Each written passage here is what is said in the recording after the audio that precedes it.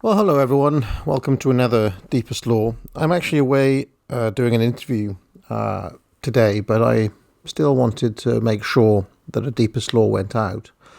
And I decided that I'm going to focus on just one album by an artist that I don't know very much about, Rick Wakeman. And the album is The Six Wives of Henry VIII, which I've been listening to quite a bit recently. Mainly, AAA isn't easy to get to sleep still, and one of the methods that typically works is going on a midnight drive, and I have been putting on this album, driving, down country roads and things, 60 miles an hour, 70 miles an hour, rocking the Six Wives of Henry VIII. And I kind of got interested in, like, this album is bonkers. It's just kind of mad. And, I was interested to know a bit more. And it's so, like, out of sync with everything else that was going on when it was released in 1973. And Wakeman himself, who's this kind of, desperately uncool keyboard virtuoso. So I was interested to know, like, a bit more about this album, like, why did he make it? What's it about? Now it's instrumental, and he apparently was going through an airport in America one day, and he came across this book on Henry VIII and his six wives, and he just kind of picked it up for a bit of light reading. And as he was reading it, he was inspired to write basically a track after each one of the six wives. And this is what this album is. So each of the tracks is called, Katherine Howard, Katherine Parr, Katherine of Aragon, Jane Seymour, the six wives of Henry VIII. For some reason, they're not in order. They're not chronologically ordered on the album. So it starts with Katherine of Aragon, who is the first wife, but then it kind of jumps around. It goes to Anne of Cleves, then Katherine Howard, then Jane Seymour, then Anne Boleyn, then Katherine Parr. Well, Anne Boleyn was the second wife, and then Jane Seymour was the third one. Anne of Cleves the fourth one, I think. Is that right? Maybe Anne of Cleves was third. I can never remember. And I think Katherine Howard was the fifth one. Katherine Parr was the last one. I just thought we'd kind of listen to this together today, and comment a little bit on each of the tracks. I mean, this is so mental, this album. It was kind of insanely ambitious, cost quite a bit of money to put together, reading around it.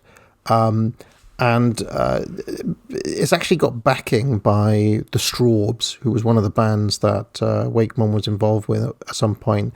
He's probably best known for being in Yes. It's progressive rock. I'm not that into progressive rock typically, but this album is just so out there and so mental that I wanted to kind of share with you some of my experiences of listening to it. I also,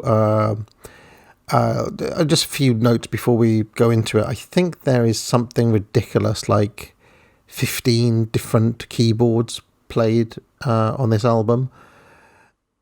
I mean, I'll just read for you what it says. He plays 2 mini Moog synthesizers, 2 400D Mellotrons. He plays a Steinway 9 grand piano, a custom-built Hammond C3 organ, an RMI electric piano, a harpsichord, an ARP synthesizer, a Thomas Goff harpsichord, a massive church organ in an actual church, and a portative organ. You should be seeing like different images of Rick Wakeman playing this album live, from different eras. He famously in 2009, on the 500th anniversary of Henry VIII's death, played this album in its entirety at Hampton Court. I mean, just so eccentric, so mad. And there's something about this that kind of perked my interest. I mean, as you'll see, a lot of the keyboard sound, that it's very 70s, kind of bit of cheesiness in there, but there's also something else going on. And clearly, parts of this are very evocative of the 16th century. Other parts of it, J.S. Bach is clearly an inspiration as well. And well, anyway, let's play the first track, and then I'll say a bit more. So this is Katherine of Aragon.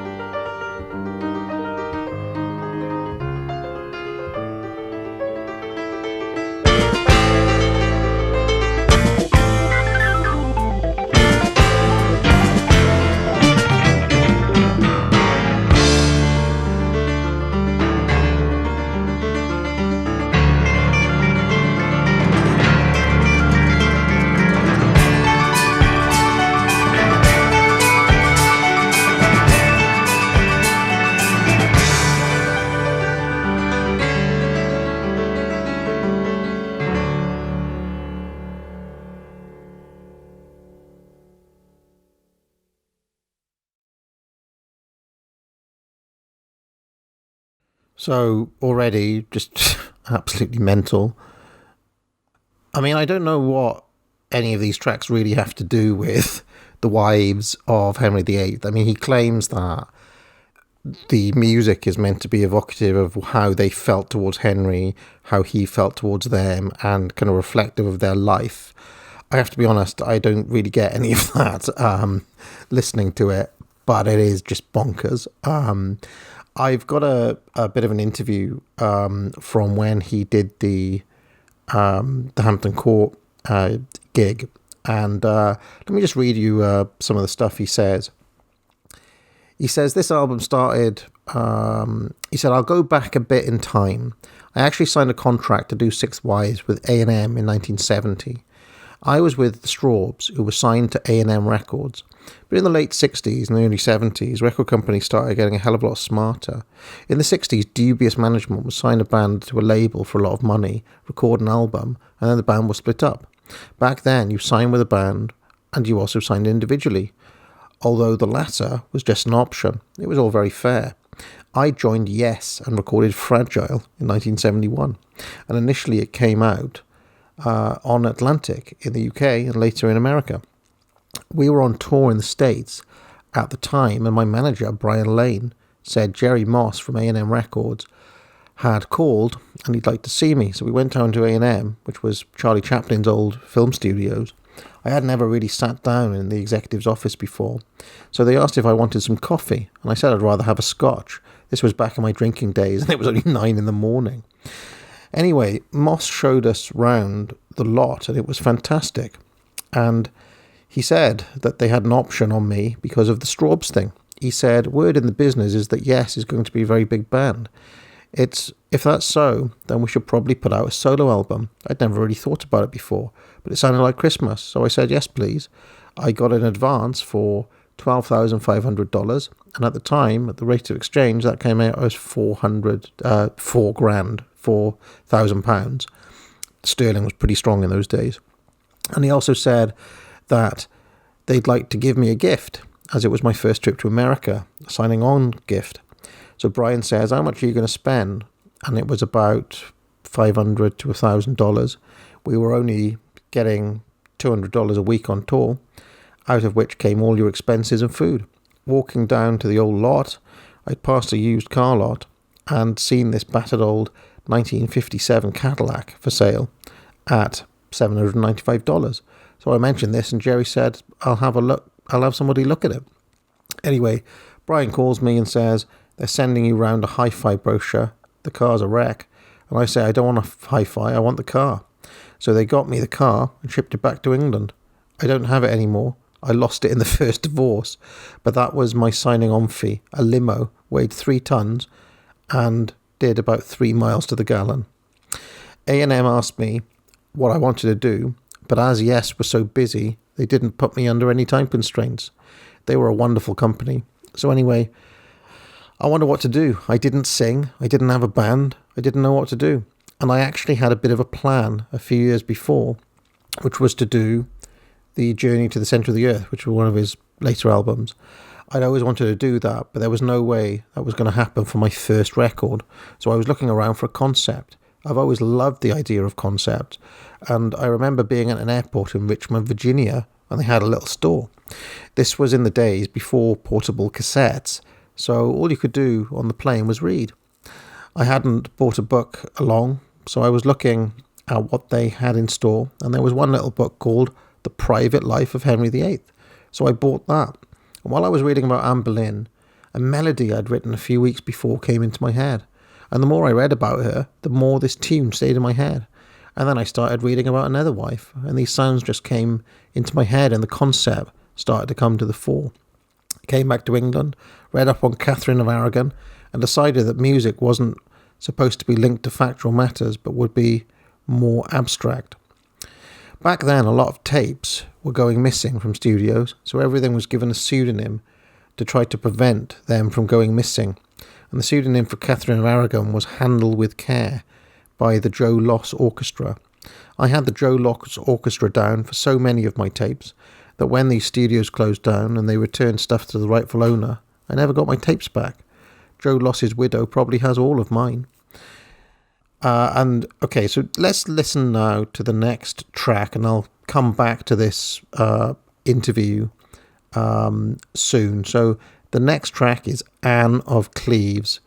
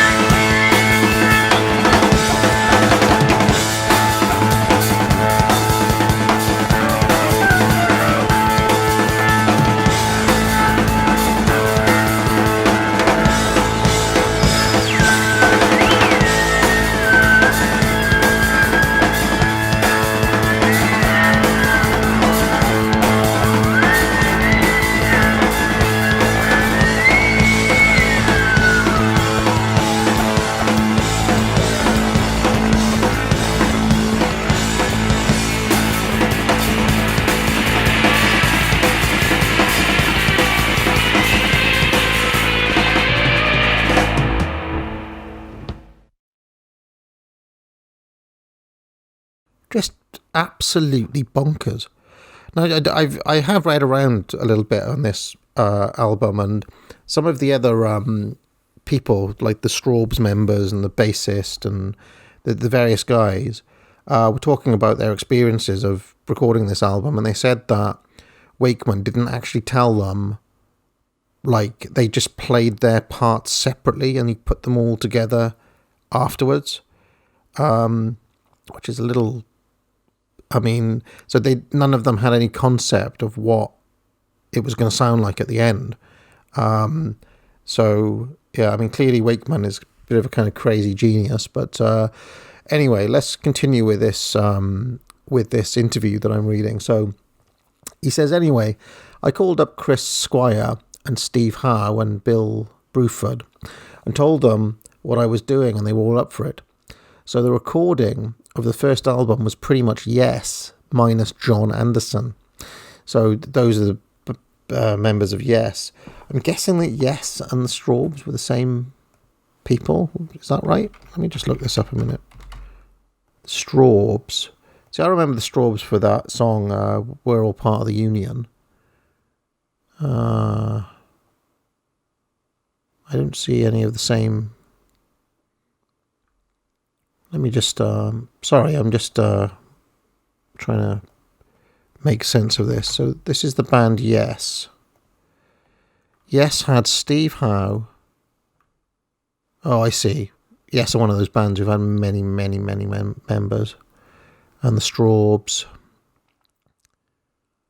All right, so there's tons of the same people in both of these bands. Okay, that makes sense. Right, okay. Yes, all right.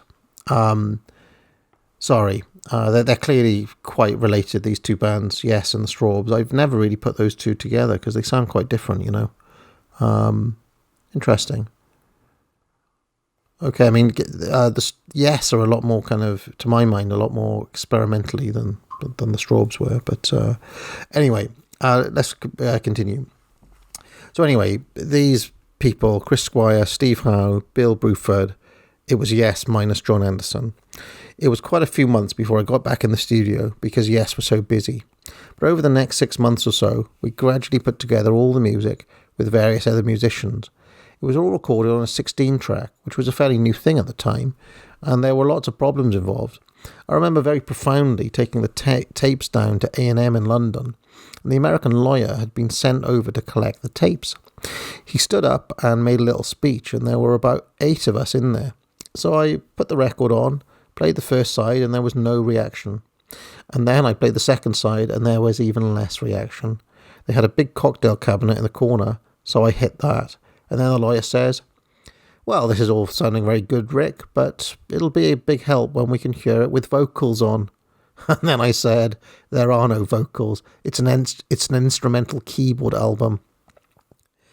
Like a lot of Americans, he couldn't talk quietly, and he leant over to my publisher, Derek Green, and said, "Do you mean we've just paid $12,500 for a fucking piano player?" And Derek said, "Yes, but he's a good piano player." And then he turned back to me, as I hadn't heard it, and said, "This is going to be tremendous," and left. So I'm left there on my own because the boss had said to Brian, my manager, "I think we better have a chat." To cut a long story short, the two A&R guys came to me and said that they really liked it and that it was really off the wall. They said, "Don't worry about those guys. All they want to hear is mainstream. We'll give it a go for you." And when we came to do the cover, we had to do it in black and white because they wouldn't pay for colour. But in the end, we managed to get a sepia tone that was used for the album cover. But I didn't care. I was just happy to have an album. All right, so I'm just... Honestly, there's something about this particular album that I just cannot believe it was made. It's just so off the wall. So let's listen to Katherine Howard, the next track, which is... we'll listen to it and then I'll say a bit and we'll come back to this interview.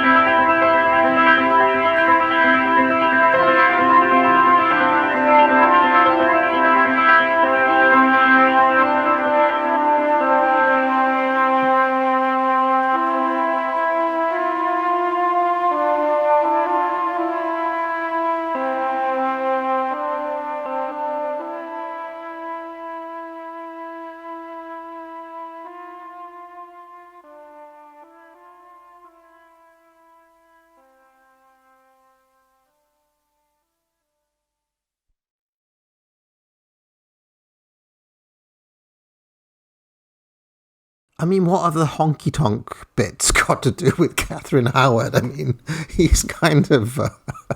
I mean, the concept is pretty loose, I have to say, but I mean that. Like, isn't that mental? It's just mental. I don't really know what to say about it other than it's all over the place. And all right. So let's carry on with this interview. So he says it got mixed reviews, but what made me happy was that the public got it. Worldwide, it has sold 14 million copies. I remember collecting my platinum discs from the head of A&M in the UK in Midem, yearly music conference in Cannes. And this was the bloke who hated it. He stands up and says, every now and then something special lands on your desk. And the moment this landed, I knew we had something really special.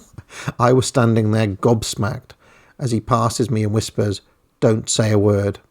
But I had such a great relationship with A&M.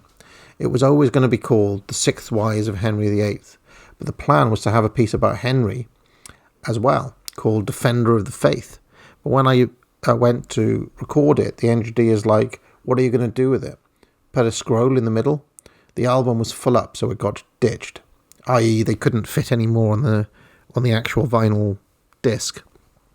The Defender of the Faith we're going to play now, one of the three pieces written for the Hampton Court Show. So he goes on and talks about the Hampton Court Show now. So we won't go into that. So let's listen to the next track then, because this is the one I think that. This is Jane Seymour, and this is where he brings in the actual church organ. And it was when this track came on that I was thinking, like, something interesting is going on this album. It is, for those of you who listen to my kink shows, I'm always interested by people who are doing stuff that is slightly out of step with the time, doing something truly countercultural, if you want to put it that way. And I honestly think that Jane Seymour by Rick Wakeman is just it's just a kind of audacious track to record in 1973 on a church organ with strains of J.S. Bach in there in a kind of rock and roll context. I have this idea that a lot of the British actors around this time, I think, were kind of rediscovering a European vernacular within the American form of rock. And this is one of the things that really interests me about this album, because it's English subject matter. It's a kind of virtuoso pianist, keyboard player, doing something really interesting. And to me, I think he's doing exactly this. He is rediscovering a distinctly European form, a distinctly authentic kind of voice within this kind of American-dominated context. One of the reasons why I wanted to do this stream, really, to think more about this. So here's Jane Seymour.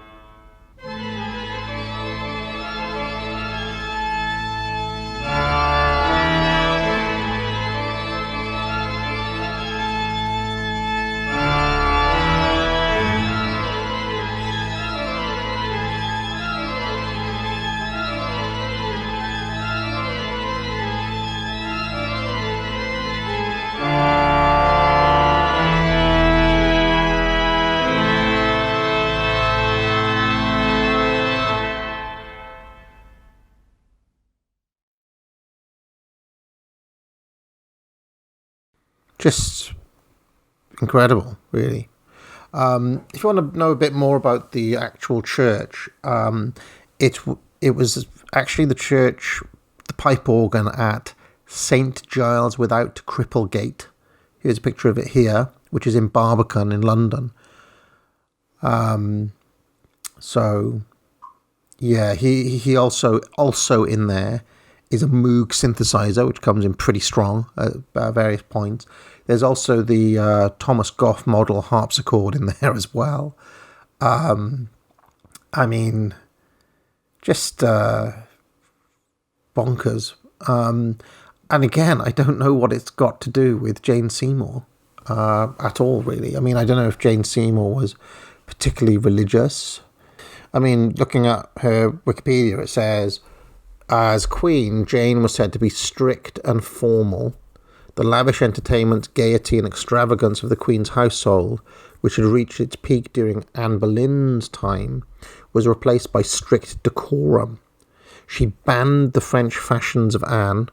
Right, Anne Boleyn had introduced French fashions to the court. Jane Seymour banned them. Politically, Jane appears to have been conservative. Her only reported involvement in national affairs in 1536 was when she asked for the pardons for the participants in the Pilgrimage of Grace. Henry is said to have rejected this, reminding her of the fate of her predecessor when she meddled in his affairs, based King Henry. Her motto as a queen was bound to obey and serve. Okay, so that may explain why Jane Seymour had this kind of more religious feel on the album, you know, I'm trying to think now about some of the previous tracks we've heard. I mean, maybe the Katherine of Aragon one was. I mean, I don't really see the connection. The Katherine Howard one, I think, is, you know, that was jauntier. And if you have a read of what she was like, you know, it says Katherine was young, joyous, and she was carefree. She was too young to take part in the administrative matters of state. And, you know, her track is a bit more jaunty and feels a bit more like a knees up. You know, from what I remember reading about Katherine, you know, she was a bit of a kind of sex object for, you know, the aging king at that point, you know. She brought the French fashions back, which Jane Seymour had done away with. So, you know, she was a bit more of a party time queen. And obviously Jane more kind of somber. So I'm starting to appreciate the connection between the music and the different characters here. So let's listen to the Anne Boleyn one now.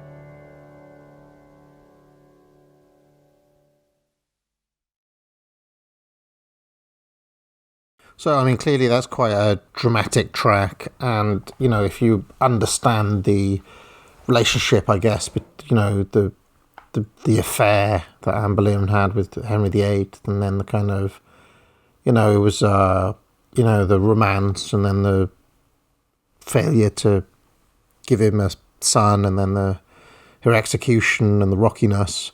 There's quite a lot. There's quite a lot happening in that track, and it kind of mixes passion with sadness. So I'm starting to appreciate the different moods that he's going for on this album, and now I'm really thinking about it doing this stream. I'm starting to see it a bit more. I should have mentioned earlier, by the way, that Wakeman was the guy who played piano on Hunky Dory. So there's a bit of a Bowie connection there for those of you who watch the Bowie Deepest Laws. I've actually pulled up some trivia about the album that may be of interest. The cover photo that you see is not a montage. It was taken at the Madame Tussauds Wax Museum in London. So that's a picture literally of the waxworks with Rick Wakeman standing in front of it.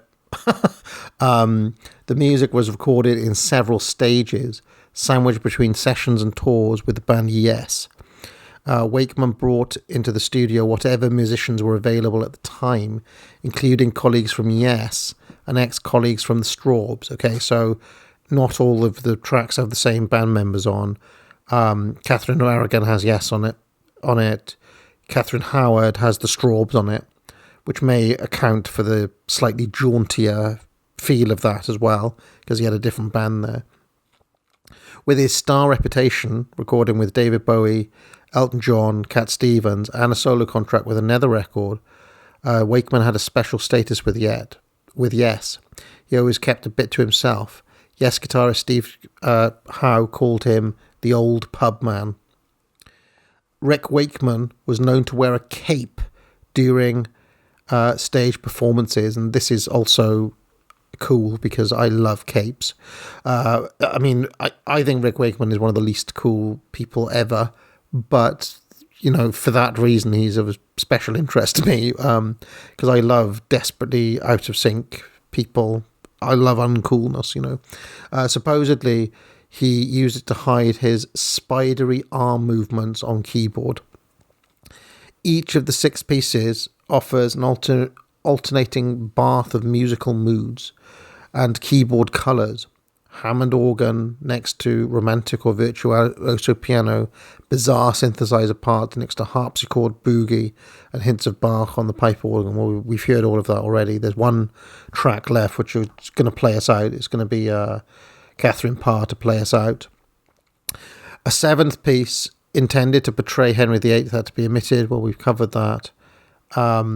Wakeman mounted quotes from it into the other bit. So there's bits of the Henry VIII piece in the other tracks. 8 months after the album's release, Rick Wakeman was voted the best keyboardist by readers of Melody Maker. Wakeman's role model was the American keyboardist Michael Quattro, the older brother of Susie Quattro. The King Henry subject haunted Wakeman into his nightly dreams. After witnessing Anne Boleyn's execution in a dream, he added a 19th century hymn, "The day thou gavest, Lord, is ended," to the piece. And yes, we should have mentioned that, or I should have mentioned that after the piece we've just listened to, Anne Boleyn. There's a 19th century hymn in there. On concert tours with Yes, Wakeman often played a solo melody from the Six Wives, the focus on the first piece, Katherine of Aragon. The music from the album was performed in its entirety for the first time in 2009 with a choir and orchestra, and that was that Hampton Court gig that we were talking about. So there we go. I do think that this is a remarkable album. I don't even know about a star rating for things like this. It almost seems kind of reductive to give an album like this a star rating, because it's not It's so unconventional. I should mention that, probably of interest to a lot of people here, if you like this, his next album is called The Myths and Legends of King Arthur and the Knights of the Round Table. So, thinking about somebody doing something a little bit genuinely countercultural, I do think Rick Wakeman was kind of on his own planet in the mid-70s here. I think it's worth remembering that the whole keyboard thing was right at I mean, I have another interview that I've pulled up here, and I'll just let Wakeman tell it himself. He says, in the Six Wives of Henry VIII era, keyboards were still very much in their infancy, but were getting better. I just thought there was no outlet for keyboards as such. Keyboards were becoming more important in bands. Keith Emerson, of Emerson, Lake and Palmer, did a lot, but that was mainly Moog and organ. I wanted to use a lot more keyboard stuff and thought the keyboard needed a new outlet, so it was very much a new adventure. So, yeah, I mean, another part of this album was showing off what keyboards could do, which, I mean, I think, if any part of the album sounds a bit quote-unquote dated, it's probably that. But I actually like that. I actually love the early 70s keyboards and, discovering what they can do with it and all of that. There weren't even keyboard stands at this time. I went to a few companies and asked if they could make me a keyboard stand, and they laughed at me and asked, why? You're the only person who sticks them on top of each other, so why bother? The funny thing is that a good number of years ago, I walked into a pub in Richmond, and there was a guy at the piano, and he had two keyboards on top of the piano. And as I walked by, he said, "Oi, this is your fault." And I thought that was really quite sweet. So there we go. All right, so to play us out then, Katherine Parr. Hope you enjoyed this. I don't expect many people to watch this, but I wanted to put out a Deepest Law today. Let me know what you think in the comments. All right, this is Katherine Parr.